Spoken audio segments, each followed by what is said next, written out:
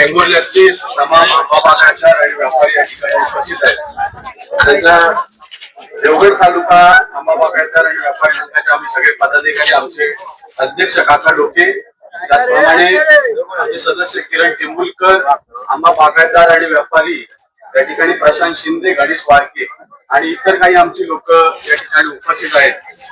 खरं तर सिंधुदुर्ग जिल्ह्यातल्या सगळ्या आंबा बागायतदारांवर मोठं संकट या ठिकाणी आलेलं आहे आणि त्या संकटाला सामना करण्यासाठी आणि त्यातनं काहीतरी शाश्वत शासनाकडनं या ठिकाणी मदत मिळवण्यासाठी आपण सगळे शेतकरी या ठिकाणी मोठ्या संख्येने जमलेलो आहोत। खर तर देवगडमध्ये आम्ही एक छोटेखानी एक सभा घेतली। त्या सभेला जवळपास 700-800 शेतकरी त्या ठिकाणी जमले आणि त्या सभेचं रूपांतर नंतर मेळाव्यात झालं। त्या मेळाव्याला जवळपास 3500हून जास्त लोक त्या ठिकाणी शेतकरी, आंबा बागायतदार आणि व्यापारी उपस्थित होते। सन्माननीय शेतकरी कामगार संघाचे अध्यक्ष राजू शेट्टी साहेब हे या ठिकाणी उपस्थित होते।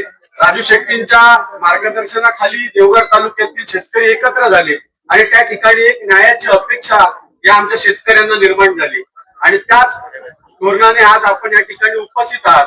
आम्हाला शासनाकडे आम्ही काही मागण्या केल्या देवगड तालुक्याच्या वतीने, कदाचित पूर्ण सिंधुदुर्ग जिल्ह्यातल्या शेतकऱ्यांच्याही त्याच मागण्या आहेत। एकतर आंब्याला शाश्वत हमी भाव मिळाला पाहिजे, त्याचप्रमाणे जी काही नुकसान भरपाई झाली आहे तात्काळ पंचनामे करून त्या ठिकाणी शेतकऱ्यांना नुकसान भरपाई मिळाली पाहिजे आणि त्याचप्रमाणे जे काय आपण सीसी कर्ज, शेतकरी कर्ज या ठिकाणी आंबा बागायतदारांनी घेतलंय त्या आंबा बागायतदारांचे सातबारे त्या ठिकाणी पुरे झाले पाहिजेत। या प्रमुख मागण्या या ठिकाणी घेऊन आम्ही त्या ठिकाणी न्याय मागण्यासाठी मंत्रालयात देखील त्या दिवशी आमची मीटिंग झाली, परंतु त्या मीटिंग मध्ये कोणत्याही प्रकारचा शाश्वत असा रिझल्ट त्या ठिकाणी आला नाही आणि म्हणूनच आम्ही कलेक्टरांना पत्र दिलं होतं आणि त्या कलेक्टरांच्या पत्रामध्ये आम्ही आमच्या तालुक्याच्या वतीनं मागणी केली आहे की येणाऱ्या अधिवेशनात अर्थसंकल्पात सिंधुदुर्ग जिल्ह्याला 6 तारखेपर्यंतचा अल्टिमेटम आम्ही त्यांना दिलाय। सिंधुदुर्ग जिल्ह्याला शाश्वत असं पॅकेज या ठिकाणी जाहीर झालं पाहिजे आणि ते जाहीर नाही झालं तर येणाऱ्या 12 तारखेला तहसीलदार कार्यालयावर सिंधुदुर्ग जिल्ह्याच्या सगळ्या आंबा बागायतदारांच्या वतीनं आम्ही